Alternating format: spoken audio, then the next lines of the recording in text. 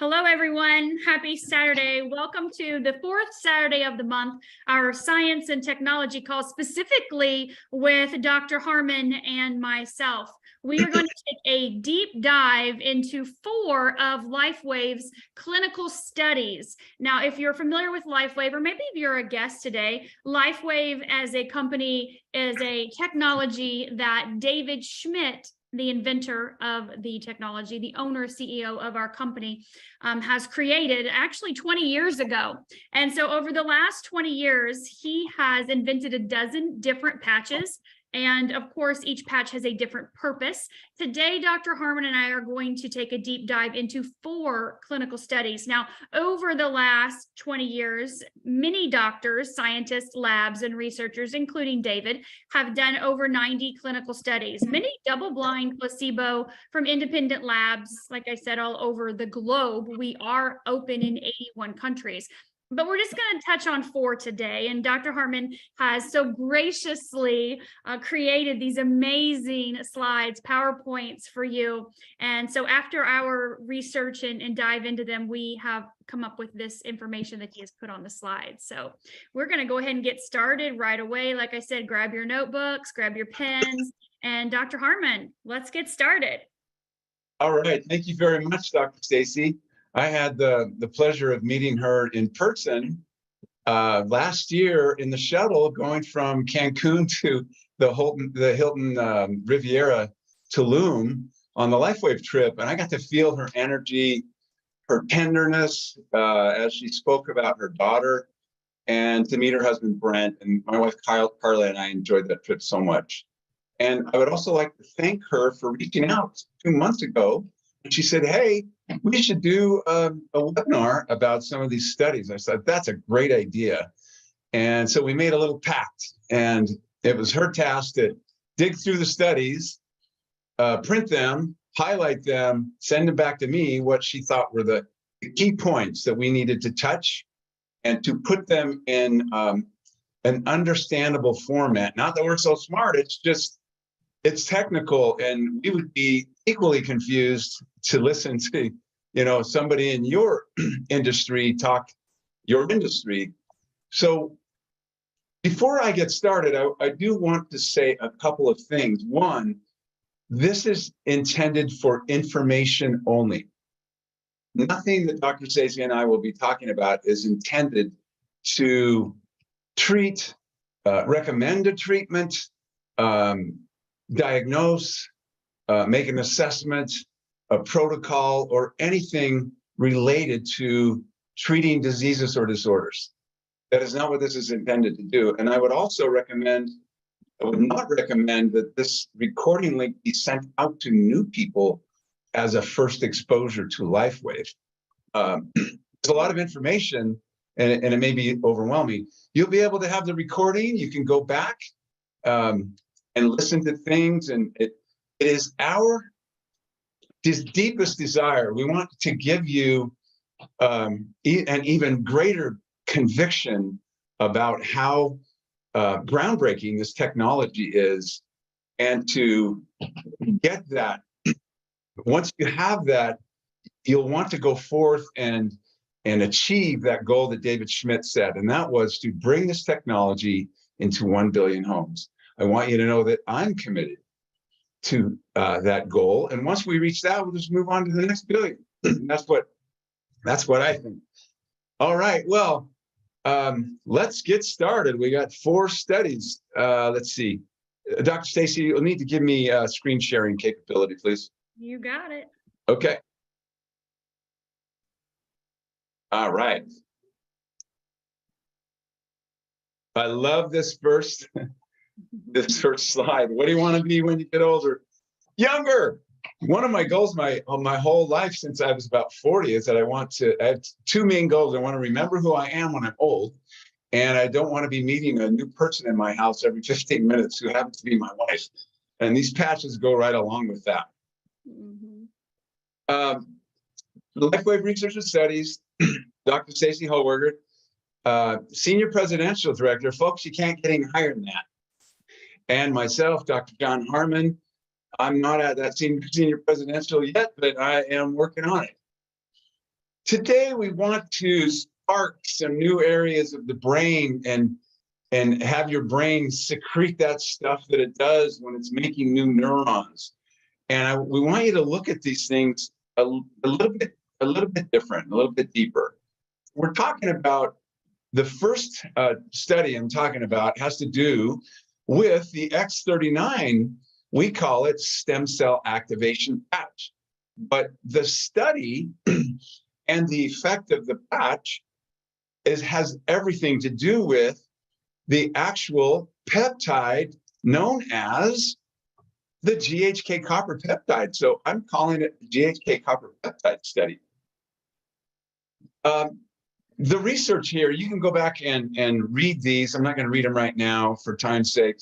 It was published March 7th, 2021 in the Internal Medicine Research volume. I got to get this out of the way. You'll have to go back and read that. I couldn't see it because of your pictures. So this study was a double-blind, randomized controlled trial that explored the impact of wearing the X39 transdermal photobiomodulation patch over a period of 1 week on the level of GHK copper peptide. Now you see the study. We want to show if wearing this patch elevates that peptide. Here's the cool thing. This research paper was presented to the U.S. Patent Office in order to receive the patent for the X39 technology. That's how groundbreaking and important it was. So this is the process. Started up here, 60 people were randomized into 2 groups. 1 tube of blood was drawn. More blood was taken at 24 hours and 7 days. The result, this is like an overview, a significant increase in GHK was found compared to the control group. So the X39 was worn for a total of 7 days, and they looked at the increase. That's what they were proposing and asking, will it increase the GHK copper peptide? So in order to understand what the patch does, let's turn to PubMed, National Institute of Health, and look at some of the studies that have been done on that peptide. Hold on to your hats. First isolated, 1973 by Dr. Lauren Picard. David Schmidt talks about him very highly and says he should have received the Nobel Prize for the discovery. Maybe he still will. It belongs to a group of what are called emergency response molecules that your body puts out during injury to come to the body's aid. Hey, I got something going on. I'm going to have to repair. I'm going to have to rapidly heal some wounds. I need this, I need that. That's what that GHK copper peptide does. It's naturally sent out to those injured tissues. It has been shown to have a therapeutic role in age-related neurodegeneration and cognitive decline. This is one of the reasons we use them in my practice, which is we help people with brain issues. Improves axon survival. I'll explain that in a second. And maintenance of nerves.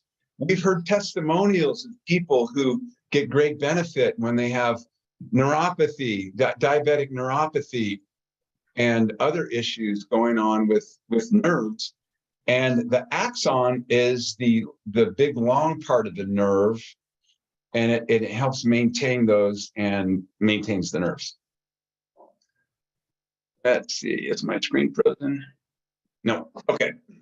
So let's talk about some of the actions of the GHK copper peptide. Activate stem cells. That's what we talk about. But that's only one category that this GHK, of the effect that the GHK can have on the body. Accelerates the speed of wound healing. Beneficial for hair, skin, nails, both growth and repair. And here's some subcategories. Tightened loose skin and thickened older skin. Repaired protective skin barriers. Who doesn't want to have the younger looking skin as we age? Improved skin firmness, elasticity, clarity, reduced fine lines, depth of wrinkles, and overall appearance, and smooth, rough skin. More actions of the GHK. I don't know if you've heard this yet, but it's an antioxidant and it's anti-inflammatory. It beneficially altered the expression of human genes, and I'm stating it in the past tense because these are according to studies, and this is extracted from PubMed, National Institute of Health site. Beneficially altered, so genes will either tell the body to do something more or do something less. And so it was about 50-50 activating the genes and to do what they are designed to do.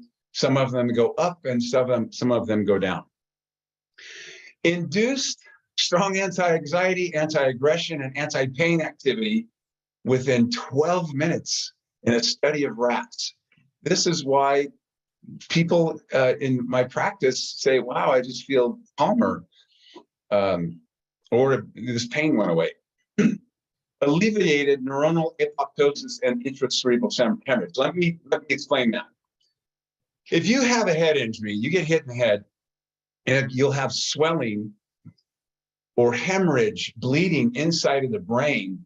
If you have ample GHK copper peptide in your brain, in your blood, the number of neurons that will die decreases dramatically, which is huge for maintaining yourself, your brain function if you're injured.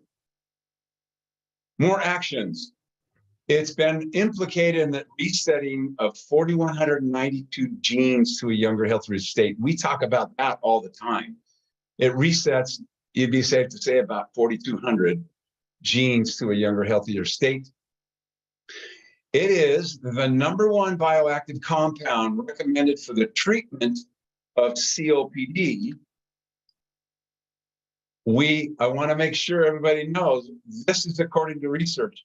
I am not making any medical claims, but it resets the programmed cell death cycle in different types of cancer cells. So why are cancer cells cancer cells? Well, they don't get the message when they're sitting there in some tissue. Hey, I got a neighbor on the right, a neighbor on the left, a neighbor in front, a neighbor in back, a neighbor above, a neighbor below. Hey, I don't need to divide anymore. Cancer cells don't get that message. They just keep dividing, and they invade the neighboring tissues, and that's why cancer can be fatal. Well, the GHK reset that cell death cycle in several different types of cancers. It has never been shown, the GHK copper peptide in all of the research since 1973 has never been shown to cause any side effects or issues. So if someone comes to you and they've been using the patch for a day or two or whatever, and they say, hey, this happened. Well, the first thing you want to say that there are no side effects from the GHK. It's your body's inability to do something like detox or to perform something that you haven't been really healthy and you have compromised detox pathways. That's usually the cause of that. It's not a side effect of the GHK copper peptide increase in your blood. More actions. It's being used now to heal spinal segments. And what they do is they do subcutaneous injections of the GHK copper peptide in over areas of the spine that have been damaged, and they've actually been able to heal discs and things. Well, we don't do injections, do we? We just increase the GHK copper peptide systemically, so they have ample in the brain, in the spine, in the kidneys, everywhere in the body, rather than a small injection of, a 1/4 milligram of GHK copper peptide subcutaneously. This is a little confusing. I'm going to explain this. Enhanced activity of alginate hydrogels for human cord blood, mesenchymal stem cell osteogenesis. Osteogenesis is the creation of bone, new bone where it needs to be created. These alginate hydrogels, they put this stuff on areas so that it will stay there when they want to cause something to they want to heal something. Well, the GHK enhanced this bone regeneration in these alginate hydrogels, increase the healing speed of many tissues. And we hear these testimonials, you wonder, how in the heck is that happening? Well, it increases the healing of skin, stomach, intestine lining, and bone tissue, to name a few. Few more. You're going to see some slides in a minute that is very pertinent to this. Strongly chemo-attracted, I'm going to explain it, capillary cells, mast cells, and macrophages. Chemo-attractive means, hey, where it says capillary cells. So they are going to infiltrate tissues where they need to go. And it's the GHK that says, hey, over here, come and get me. And then the capillary cells chase it into the damaged tissue. And you get rapid growth of these capillaries. When you have big cuts, lacerations, injuries, there's no blood flow. There's no blood supply. So the GHK strongly chemo-attracted those things in immune cells, macrophages. They go in and gobble up the bad guys. And mast cells, that's part of the immune response as well. Strongly activated genes of the ubiquitin, here's some more fun words, proteasome system. So we have a system of communication in our body, so lots of them.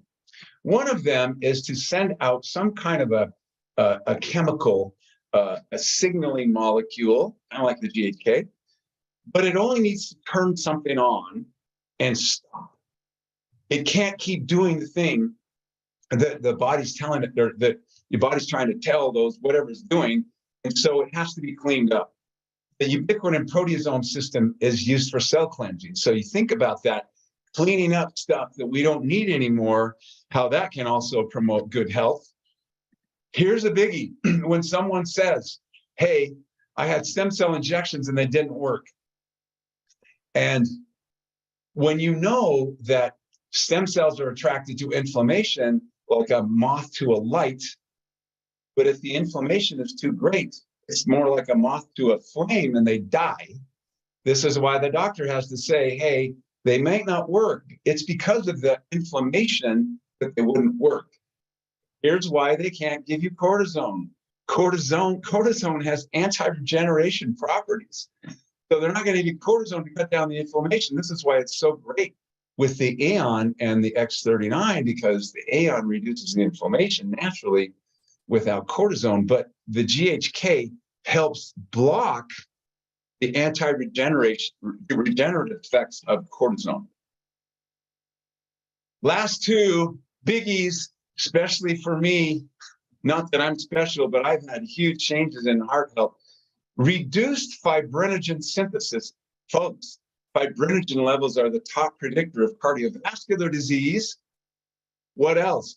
Increased myostatin gene expression 9.4-fold. Myostatin inhibits heart failure.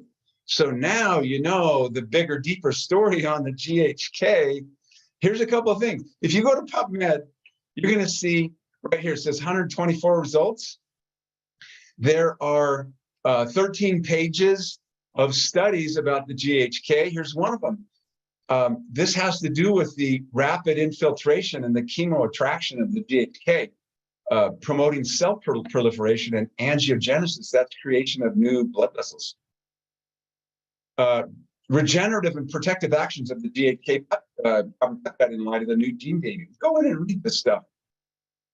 So here's the final result. Significant increase of the GHK copper concentration in the blood of the active group was seen in the p-value. You're going to find that out from Dr. Staci coming up. What is the p-value for comparing changes from day 2 to day 7? So the biggest result was between day 2 and day 7, not between day 1 and day 2. This p-value is lower than the standard to indicate significant improvement or significant value, significant results. She'll explain that. Okay, Dr. Staci, We are getting ready to launch. 5, 4, 3, 2, 1. Dr. Staci, you're up for the Alavita patch. Fantastic. Thank you so much, Dr. Harmon. Well, before you go any further, I would love for you to just quickly share, because I know everyone's on the edge of their seat right now. If you could share the X39 results with your heart, how you mentioned how it is very important. Would you mind to share that with everyone very quickly? Yeah, without the slides, I'll just tell what happened. Yes. Okay. I noticed something weird in my heart when I was young, when I was a teenager. I didn't know what it was. I never told anybody. The doctor, when we would go for our little physicals, they would say, yeah, you got a heart murmur. And that's pretty much it, because I was a kid and they just told my parents. They didn't know either. They weren't involved in healthcare. Your son has a heart murmur. So when I started using the X39 in April of 2020, I just had this idea. I thought, well, not just because I'm a man where we think more is better. You know, if one's good, 13 would be better. No, I thought if I put one in the normal spot and then right over my heart, maybe I could create change. And I had a knee replacement surgery coming up because I was a crazy skier and broke my leg and tore my cartilage in 1973. And I, all of a sudden, about 4 months after I started using the X39, those PVCs got really regular. It's like every fifth beat, day and night. I'm getting worried because I think, man, what's going on with my heart? This weird stuff. It sounds bad, but it was really actually a good thing. So I made an appointment with a cardiologist, and I'm so glad that I did, because I was able to document something that I had that I did not know I had. I had a stress echocardiogram done a couple of weeks before my knee replacement, and he said, after the test, he said, your heart responded well to exercise. I already knew that. I used to run 40 to 50 miles a week. It didn't bug me when I was running. It was PVCs at rest. And he came in and says, you just have these PVCs in this right bundle branch block. And I said, well, what causes that? And he said, well, you know, we get apoptotic cells everywhere. Those are cells that are killed because they're old, sick, and dying. And we're supposed to replace them, but it's difficult to do in the heart. And the light went on for me, and this is what I thought. I have no proof of anything of it. I have ample stem cells now. The cells are being replaced. They don't know how to beat yet. They're getting the wrong message or something. They're not connected. I don't know. They're all beating at the same time. They're all causing this to beat. So 2 weeks later, my PVCs went away. They're not mine. The PVCs went away. But you know what my first thought was when he came in and said, you have this right bundle branch block? My first thought was, well, I've been using these stem cell activation patches for 4.5 months. Why didn't they go away? Why didn't it heal them? But I was persistent and kept using them. A 1.5 years later, I had another stress echo done, and the results came back, and it says, right bundle branch block no longer present. 2 different cardiologists have said they've never seen one of those go away. And forever grateful I am, my family, because if you have a right bundle branch block, all-cause mortality goes up because anything you have gets worse. So that's what happened. If somebody, first of all, if somebody judges the patches on 6 months of use or a year, I just tell them my story. Don't give up before the miracle happens, because you're increasing your stem cells. Absolutely. Thank you so much, Dr. Harmon. I knew I could just feel everybody was on the edge of their seat saying, well, what was his heart story? Because heart disease is the #1 killer, and we know that that's huge for people. Obviously, it's impacting everyone on this planet. So thank you for taking the time to share that with us. You're welcome. All right, we're going to dive deep into Alavita. So Alavita was originally developed to elevate the peptide known as epithalamin. but we can't really discuss that and the depths of that. But I will share with you, if you do a little research yourself, you will find there are neuroprotective benefits. There are studies out there with this peptide, specifically preventing cognitive decline, being able to decrease mortality in adults with cardiovascular disease, increase melatonin. So it does a lot if you go research just the peptide itself. But we are going to discuss in our study today how our study was done and the effects on the organs, as well as the reduction of oxidative stress. And if you don't know what oxidative stress is, picture an apple when it falls from a tree. It hits the ground, right? It's beautiful as soon as it hits the ground. And as it sits there over time, it starts to decay. And then, of course, it completely decomposes. And so that's what we picture in our body when we see the cells that are damaged with oxidative stress. They should be these beautiful, bright, luminescent cells. And then, of course, damage to them is causing what we call oxidative stress. And there we go. Okay, so Alavida, of course, is a non-transdermal patch that improves cellular function in organs, different organs. So we're going to talk about that today with the Alavida. Alavida is a patch you wear at nighttime as well. And I can't get this too advanced. There we go. Marvelous. Okay, no worries. We're not in a hurry. So you can see with the research, which doctor it was done, location, things like that. We heard David talked about these Dr. Homer all the time. So basically, this test was done with what's called a bioelectric impedance data, or with that information was coming from an electro-interstitial scanning system, an EIS. So maybe you're familiar with EIS, maybe you're not, but I want to kind of tell you really quickly what that does. So it's about a 5-minute test. It's non-invasive. It's a screening test that measures or calculates the parameters on things like hypertension and sympathetic activity in the body, stiffness of the arteries, body fat, leptin, insulin resistance, things like that. So it's going to measure the physiologic organ function of the organs in the body we're going to talk about next. But I want to also let you know that this is a French electrochemical device. It's classified as a medical device in the United States and in Europe. And so that EIS is what was used to test the effectiveness and the effects on these 12 organs that we have here when this study was done in the Health Integration Institute in California. So we're going to look at the kidneys and all of that, right? So what are the chances? You heard Dr. Harmon talk about the p-value earlier. P-value in testing, what are the chances that something could be random? Because that's a lot of times you hear people are like, well, I put this little Band-Aid on, is it really working? Is it not? What does that mean? And so when we look at the statistically highly significant results and the significant results, when we're looking at p-values of where you can see down there at the bottom where it's 0.001, that's like a 1 in 1,000 chance. So the smaller numbers are the greater probability that the results were from what was done in the study and experiment, not just random. So we can show statistically, highly significant results and significant results as well too from these patches.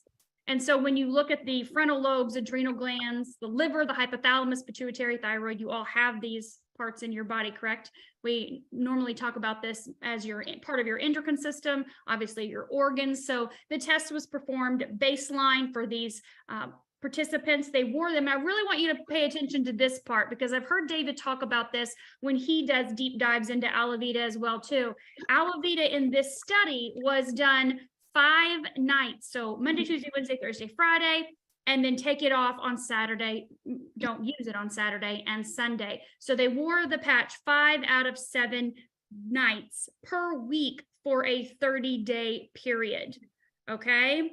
And so that's where this testing is coming from. Typically we put on Alavida, we wear it every single night, but for this study, they did decide to do 5 out of the 7 days. And of course, the EIS was repeated at the end of each week. Highly significant improvement was shown, 0.0001. And there was significant improvements in the kidneys and the pancreas. So again, same thing as far as the testing, but very significant on the kidneys and the pancreas. That's huge. We all have those organs in our body as well too. And then when you look at the intestines, which is on the next slide, it said that they needed more time, or maybe it's on another one, I don't know. But it's, I know it's a little farther down the road, but when you look at the intestines, they need more time in order to determine the effectiveness on the intestines. But 99% chance that the results were not random on the adrenals, the frontal lobes, the liver, the hypothalamus, pituitary, and thyroid. And then again, very significant improvement, 90% chance that they weren't random on the kidneys and the pancreas. So this p-value is very important when you're looking at results, and the chance or the probability that you are going to have significant improvements in your systems, in your body, your organs as well too. And here's where it says the no significant improvement in intestines. Well, that's okay. You're using the X39. We saw great improvements in the intestine, right, with the X39. So it says that we just want a longer period of time to determine the physiological function of the intestines with Alavita. Just that specific patch. Remember, this is only on Alavita. This isn't talking about the other patches, you know, for example, SP6, which we can see improvements in the first 7 days even with that one. So thank you, Dr. Harmon. All right. Thank you so much. It's kind of fun. You do it more often. I know. I love it. I love Alavita. Alavita, and I want to share this too. So Alavita is a patch that we wear at night, like I said. It's traditionally promoted for its benefits in the skin, the reverse or anti-aging of the skin, the lines, the wrinkles, the dark spots, the firmness, tightness, stiffness, things like that of your skin, increasing collagen production in your body, which is super important. We're going to talk about that in depth here in just a little bit after you're done with this one. But Alavita has a lot of functions. It signals that peptide in your pineal gland or your pineal gland, depending on how you pronounce that, to be able to do what it does. And so remember, there's nothing going in the body. It's just signaling a different peptide. So X39 signals GHKCU, and the Alavita signals the epithalamin peptide. So, Dr. Staci, you probably wear more than one patch at a time, don't you? I do. People ask me that all the time, and I said, yeah, I think I have 5 of them run right now. We're only talking about these 4 studies. So, well, thank you very much. That this brain mapping study, it's actually where my board certification is in brain mapping and neurofeedback. And so I hope to give you insight into this. It was done by SciTech Labs. They did a non-invasive scan. It is a non-invasive scanning and subtle energy testing lab. So the effect of the LifeWave X39 patches on the brain, as seen with P3 brain mapping. And we won't get really technical on that, but I'm going to give some basics about it. Principal investigators, you can go back and read all of those. So I want to explain and define for you a few terms before we go and show their actual brain maps.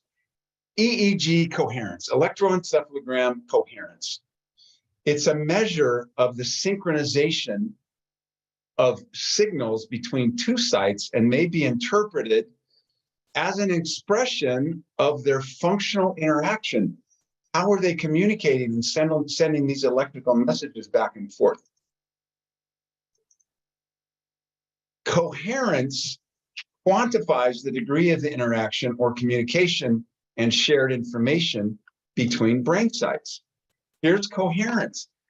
And I put different colors on this side than this side because truly we have 2 separate brains, kind of, in that there are a lot different things that happen on the left side of the brain compared to the right. And that's what the colors represent.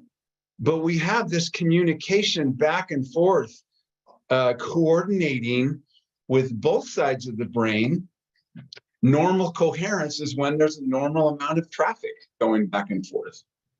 And then we look at, because there's just the right amount.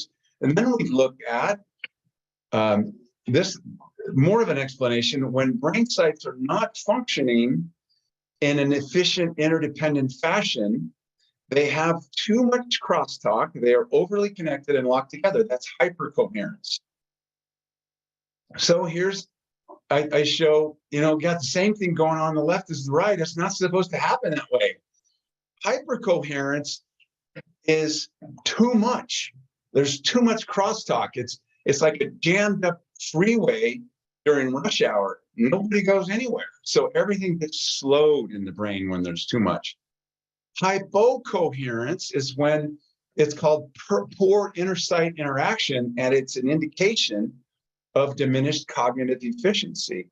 So here would be hypo. It's like nothing, there's not, I don't have much here and much here, and I don't have enough crosstalk to coordinate all parts of the brain. Because truly, I'm sure you've heard this before, but 80% of some things are processed on the left side, some are processed on the right. But the actual facts are things are processed 80% on one side, but 20% on the other. And the same is true for everything. So, but truly, everything is processed partly by the entire brain. It just needs to be lopsided one side to the other and then cross-coordinated. A little bit different look at it. Hypercoherence. Both sides of the brain are struggling to process information, and they basically try to recruit each other and therefore have more brain cells to do the job in processing the same information. Things are jammed up. Hypocoherence, that's where there's not enough communication between sites in the brain, and it implies cognitive processing. So the study looked at, and move that out. Oops, sorry, better go back. The study looked at the degree of hypercoherence and hypocoherence. Where is there too much traffic, and where is there not enough in each individual, and how they improved as a result of wearing the X39 patch. So what were they measuring? And this gets a little technical. I'm just going to make it understandable. So I have to get some things out of the way. There we go. So physical reaction time, we looked at that. How long does it take after hearing something to do something? Trail making, a standard measure of brain function includes measures of psychomotor and visual scanning. Auditory P300, what they do is they send in a sound, an audible sound in headphones, and watch how fast those messages go to the places that perceive that sound. And if it goes too fast or too slow, that's abnormal. This CZ theta beta, just know that if their beta waves are involved in concentration and fast processing, theta waves are more like halfway between sleep and awake, meditation, and memory processing. If your theta waves are too overpowering for your concentration beta waves, it's ADHD, it's ADD, it's aspects of autism and Asperger's. These are the things we treat in my office, and the X39 actually facilitates that. F3, F4, this has to do with, there are two of our brain waves that are supposed to be asymmetrically more powerful on one side or the other. They are beta and alpha. When they switch, if alpha switches to the left, more powerful, it's depression. If beta shifts to the right, it's anxiety.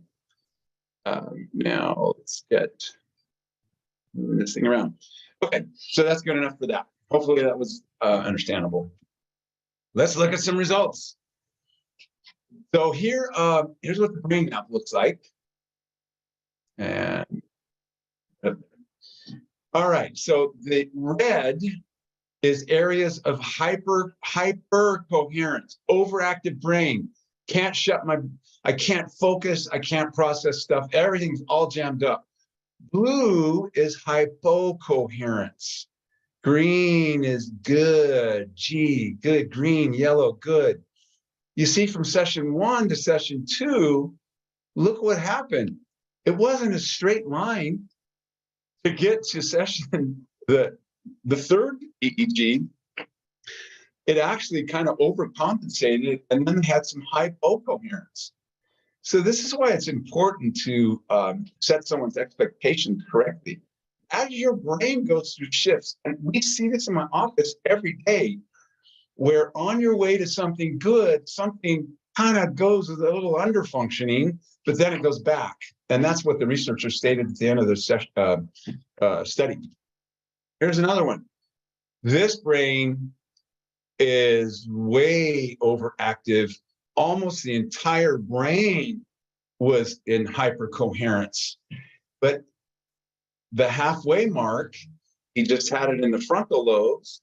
And now you start to see some green and some a little underfunctioning. And then the whole brain is working better than this on the left. Here's another one. Way overactive brain starts immediately to start getting better function and communication side to side in this one. And then has, for the most part, green, yellow, blue. But it was only 6 weeks. But this guy had better brain function, better cognitive ability. This one was really interesting because started out in hypocoherence. The entire brain went into hypocoherence before it started shifting. This is a long-term project right here. To get this brain, you see a lot much better functioning here. But the interesting thing that she said that she was feeling a lot better, and we see that when we used to do these brain maps. We don't need to do them anymore with the new system, but we would see small changes in somebody's brain maps, but huge changes in symptoms. So the conclusion of this study, all participants showed dramatic changes in their scalp topographic maps, reporting the amplitude of the P300 recording. So without getting all that technical stuff, the bottom line is everybody had better functioning brain, less hyperactive brain, overactive brain. And some of you, if you have an overactive brain, I can't shut my brain off at night and I'm having a hard time focusing. I can't process things. I don't remember things. I might have anxiety. I might have depression, ADD, ADHD. The more hypercoherent someone has, the more autistic he or she is. Okay, so that was a 6-week trial. So here we go. We're going to move on to the next study. Dr. Staci, you are up. We're going to roll the dice and see what comes up. Oh, it's the X39 bone density study. Cool beans. Oh, Dr. Harmon, I love your slides. I mean, you're just amazing. You're so creative. And I love how they're all so different. So you're keeping us so engaged. And yeah, you got to keep watching. What's next? What's next? Okay, so we're going to talk about X39. And specifically with the LifeWave X39 patch and how it supports bone and muscle health in women ages 40 to 80 was this clinical study. So we're going to look at the bone density component of that. So we're going to talk about the different metabolic implications of wearing this patch versus the X39 patch over a period of 8 weeks. So we can see studies using them individually. And you heard Dr. Harmon talk about how that helps, X39 helps with bone, but we also can look at them together as well too. And so those studies, of course, startx39now.com, you will definitely be able to see all of these studies in depth on that website. So we're going to talk about the changes in AHKCU peptide levels. Okay, that's a different peptide from GHKCU. It is a daughter peptide, which is why these two patches work so well synergistically together. We're going to talk about the hydroxyproline and the NTX levels as they relate to improved bone density.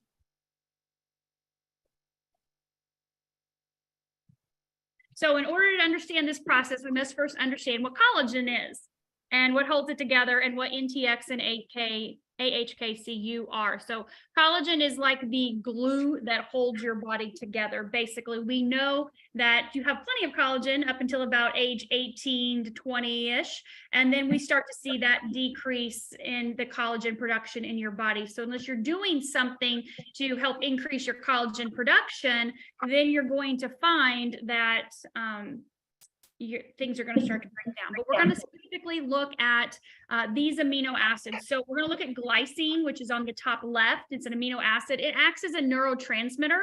It's obviously a component of the collagen. We're going to look at the hydroxyproline, of course, which is as well an amino acid, and a little bit more in depth with it. And proline, which is amino acid that is required for the biosynthesis of collagen in your body. So all this to say, if you look down this graph, looking at the sequence and the amino acids and what's happening, we're going to talk about our collagen fibers. And basically, the hydroxyproline is being one of the components, one of the amino acid sequences. And if the collagen breaks down into the individual, then the components are going to be more prevalent in the blood. So we want to really look at that and how that's happening with collagen. Okay. So again, collagen holds basically the glue that holds things together. So we're looking at the 5 most common types with your bone, your skin. Type 2 is cartilage. We look at connective tissue, baseline membranes, and of course, it's most commonly known with your estheticians for the hair, skin, and nails, right? The face, what they're doing there in the office. But the structure of the bone is made of collagen, and the ossification process, or the bone formation, starts with the cartilage. Okay, and so the next screen, when we look at what happens when collagen breaks down in the bone, we're either going to take some bone or add some bone. So there's a constant give and take from our bones. Bones added if we exercise regularly. Hopefully, you hear us talk about this all the time as part of a healthy lifestyle, is to get moving, whether it's put a YouTube video on and do something in your house, body weight exercises, go for a walk. You know, you heard Dr. Harmon talk about running 40 to 50 miles a week. That is impressive, very impressive. Skiing, which can be dangerous, obviously, but still a lot of great exercise. So bone is taken when we are inactive. And also if we don't consume enough calcium. And so I want you to Google calcium, types of foods that are rich in calcium. A lot of times we think of drinking milk. And I personally feel like there are much better sources to get your calcium. So looking at, your green leafy vegetables, your seeds and your nuts, those types of things, maybe some hard cheeses if you're consuming, dairy or, chickpeas or something like that to get your calcium. So let's look at collagen. Okay, so collagen, when we look at the collagen, like it looks like a braid, right? But we look at the denaturation process, and this happens in the stomach. So this is required for proteins because they need to be digested. So the denaturation process of this is basically, it's modifying the molecular structure, deactivating or untangling the collagen, okay? And so then when we see that it starts to, will you back up for 1 second? Oh, sorry. When we see those wavy lines, right, that gelatin, that kind of like protein or antioxidant that's going to protect the cells in the body, we really start to see this process coming from that of, it's called hydrolysis. And so when we look at the gelatin hydrolysis process, it's basically a water reaction. So it's breaking into pieces peptides. Right? Remember, collagen is different types of protein sources. And so peptides are chains of proteins of amino acids. So that is where we see the end up of the peptides down there. So then we're going to look at the type 1 collagen cross-link. So here's where the study comes into play and where you can really and I'm going to finish up obviously with the deep dive into what happened with that. But basically, when you look at the NTX, the N-terminal telepeptide, that NTX on the left side, that is released when collagen is breaking down. So there is more in the bloodstream when osteoclasts are active and someone is losing bone density.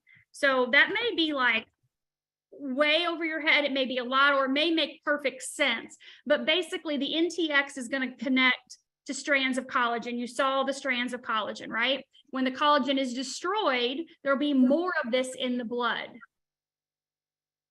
So there's an increase in NTX, or the N-terminal telepeptide, during bone loss.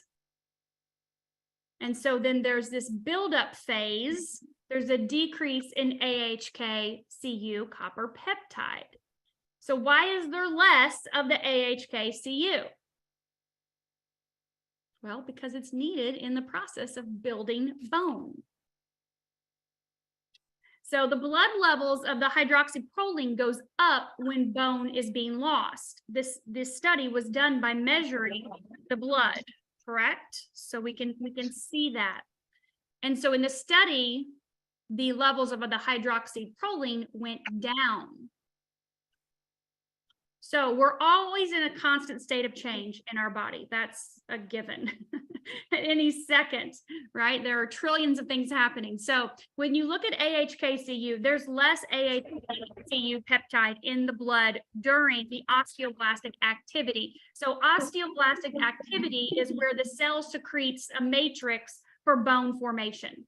Okay. And so then the NTX, there is more NTX in the blood during osteoclastic activity, and that's when the bone cell absorbs bone tissue during the growth and healing. So we're seeing an increase in bone density and losing bone density. So when we look at the hydroxyproline, there is more in the blood during that osteoclastic activity, decreasing bone density. Now, here's the results of the study. And again, you can see this study on startx39.com, startx39now.com, just as you can the others. But basically, there's a decrease in the AHK-Cu and decrease in NTX. There was a decrease in the hydroxyproline. So these strongly suggest that the X39 decreases the breakdown of bones. So less AHK suggesting more bone production. So X49 increases net bone production. And there was less NTX suggesting less bone breakdown. There's less hydroxyproline suggesting less bone breakdown. So that's very important. You want to keep the bone you have, and you want to increase your bone density. Obviously, we talked about exercise. We talked about food. Nutrition is important, but it's also important using the X49 as well, because of what we found in our clinical studies, to help increase that bone density and reduce the amount of bone loss in layman's terms. So I'm right with you, Dr. Harmon, when you said that. Now I'm 25 right now.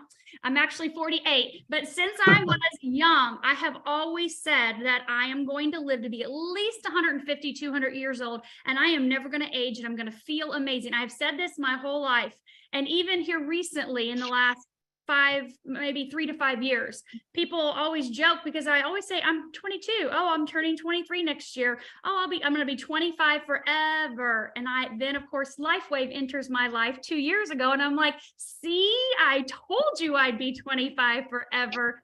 I'm right in alignment with you 100%. That's awesome.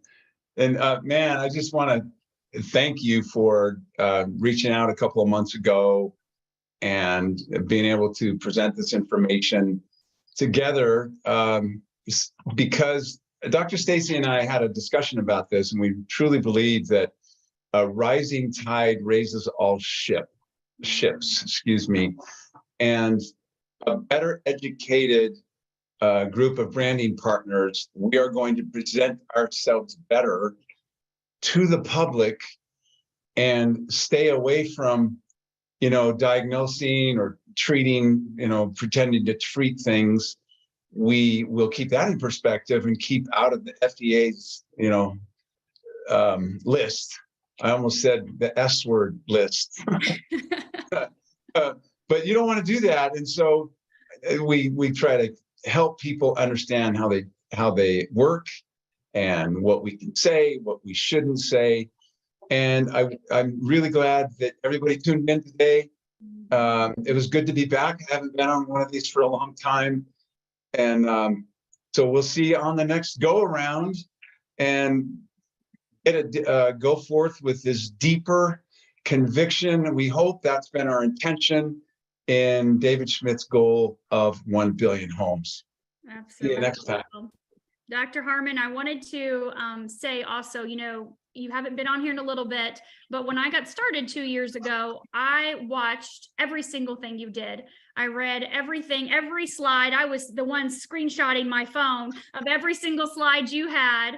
Your information is always so thorough and concise and very easy to understand. And so I learned so much from you, obviously, and David, watching everything that he has. But I learned so much from you in the beginning and started really diving into those studies because you reference them so much. And I think that's really important, that we listen, we learn, and then we also take that information and continue to learn and grow from there and doing our own research. And maybe you're not a reader and a researcher. You don't have to understand these clinical studies to see significant, highly significant improvements in the functionality of organs and systems, cells, bone in the body.